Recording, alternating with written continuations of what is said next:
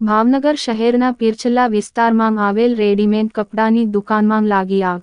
બજાર ચાલુ હોય કપડાની દુકાનમાં આગ લાગતા લોકોમાં ભયનો માહોલ। પીરછલ્લા વિસ્તાર મહિલાઓ માટે મુખ્ય બજાર હોય મોટાભાગે ખરીદી માટે વધુ આવતી હોય છે।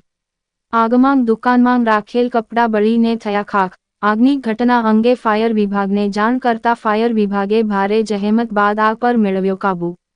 આગ લાગવાનું પ્રાથમિક કારણ ઇલેક્ટ્રિક શોર્ટ સર્કિટ હોવાનું સામે આવ્યું, જો કે આ ઘટનામાં કોઈ જાનહાનિ થવા પામી નથી।